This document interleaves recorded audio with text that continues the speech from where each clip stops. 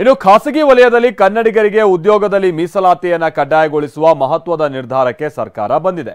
ಈ ಬಗ್ಗೆ ಈಗ ಆಲ್ರೆಡಿ ಸಚಿವ ಸಂಪುಟದ ಅನುಮೋದನೆ ಸಿಕ್ಕಿದೆ ಅಂತ ಅಧಿಕೃತವಾಗಿ ಕಾರ್ಮಿಕ ಸಚಿವ ಸಂತೋಷ್ ಲಾಡ್ ತಿಳಿಸಿದ್ದಾರೆ.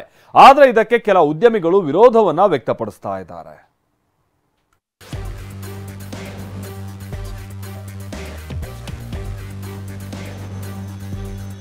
ಖಾಸಗಿ ಸಂಸ್ಥೆಗಳಲ್ಲಿ ಕನ್ನಡಿಗರಿಗೆ ಉದ್ಯೋಗಗಳು ಕಡ್ಡಾಯ. ಕನ್ನಡಿಗರಿಗೆ ಸಿಹಿ ಸುದ್ದಿ ನೀಡಿದ ರಾಜ್ಯ ಸರ್ಕಾರ. ದಶಕಗಳ ಬೇಡಿಕೆ ಈಡೇರುವ ಸಮಯ ಬಂದಿದೆ. ರಾಜ್ಯದ ಸಂಪನ್ಮೂಲಗಳನ್ನ ಬಳಸಿಕೊಂಡು ಕನ್ನಡಿಗರಿಗೆ ಉದ್ಯೋಗ ಕೊಡಲು ಹಿಂದೇಟು ಹಾಕ್ತಿದ್ದವರಿಗೆ ಸರ್ಕಾರ ಎಚ್ಚರಿಕೆಯ ಸಂದೇಶ ರವಾನಿಸಿದೆ. ಯಾಕಂದ್ರೆ ಖಾಸಗಿ ವಲಯದ ಉದ್ಯೋಗಗಳಲ್ಲಿ ಮೀಸಲಾತಿ ಕಡ್ಡಾಯಗೊಳಿಸಲು ಸರ್ಕಾರ ಮುಂದಾಗಿದೆ. ದಶಕಗಳ ಬೇಡಿಕೆಯನ್ನ ಈಡೇರಿಸಲು ರಾಜ್ಯ ಸರ್ಕಾರ ಮುಂದಾಗಿದೆ. ಸಚಿವ ಸಂಪುಟ ಸಭೆಯಲ್ಲಿ ಕರ್ನಾಟಕ ರಾಜ್ಯ ಉದ್ಯೋಗ ಮಸೂದೆ ಮಂಡನೆಗೆ ಒಪ್ಪಿಗೆ ಸಿಕ್ಕಿದೆ. ಮಹತ್ವದ ಮಸೂದೆಯನ್ನ ಅಧಿವೇಶನದಲ್ಲಿ ಸಿಎಂ ಸಿದ್ದರಾಮಯ್ಯ ಮಂಡಿಸಲಿದ್ದಾರೆ.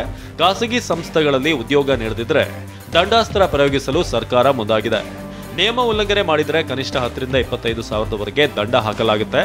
ಆನಂತರವೂ ಕೆಲಸ ನೀಡದಿದ್ರೆ ನಿತ್ಯ ₹100 ದಂಡ ವಿಧಿಸಲು ಸರ್ಕಾರ ಮುಂದಾಗಿದೆ. ಹಾಗಾದ್ರೆ ವಿಧೇಯಕದಲ್ಲಿ ಏನಿದೆ ಅನ್ನೋದನ್ನ ನೋಡೋದಾದ್ರೆ, ಖಾಸಗಿ ಸಂಸ್ಥೆಗಳು ಆಡಳಿತಾತ್ಮಕ ಹುದ್ದೆಗಳಾದ ಸೂಪರ್ವೈಸರ್, ವ್ಯವಸ್ಥಾಪಕ, ಟೆಕ್ನಿಕಲ್, ಆಡಳಿತಾತ್ಮಕ ಹುದ್ದೆ, ಉನ್ನತ ಹುದ್ದೆಗಳಲ್ಲಿ ಶೇಕಡ 50ರಷ್ಟು ಉದ್ಯೋಗ ಕನ್ನಡಿಗರಿಗೆ ಕಡ್ಡಾಯವಾಗಿ ಮೀಸಲಿಡಬೇಕು. ನಾನ್ ಮ್ಯಾನೇಜ್ಮೆಂಟ್ ನಲ್ಲೂ ಕೂಡ ಉದ್ಯೋಗವನ್ನ ಕಡ್ಡಾಯವಾಗಿ ಮೀಸಲಿಡಬೇಕು. ಅಂದ್ರೆ ಕ್ಲರ್ಕ್, ಕೌಶಲರಹಿತ, ಅರೆ ಕೌಶಲ, ಗುತ್ತಿಗೆ ನೌಕರ, ಐಟಿ ಹುದ್ದೆಗಳಲ್ಲಿ ಶೇಕಡ 75ರಷ್ಟು ಮೀಸಲಿಡಬೇಕು. ಸಿಡಿ ದರ್ಜೆ ನೌಕರರಿಗೆ ಶೇಕಡ 100ರಷ್ಟು ಅಂದ್ರೆ ಎಲ್ಲಾ ಕೆಲಸಗಳನ್ನ ಕನ್ನಡಿಗರಿಗೆ ಕೊಡಬೇಕು ಅಂತ ವಿಧೇಯಕದಲ್ಲಿದೆ.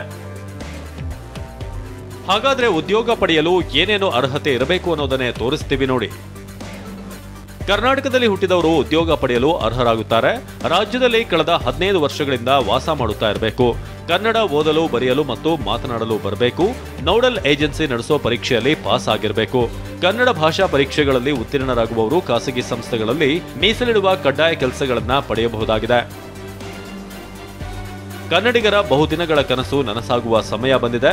ಈ ಮೂಲಕ ಬಿಲ್ ಪಾಸ್ ಬಳಿಕ ಖಾಸಗಿ ಸಂಸ್ಥೆಗಳಲ್ಲಿ ಈ ಮೀಸಲಾತಿ ಸಿಗಲಿದೆ.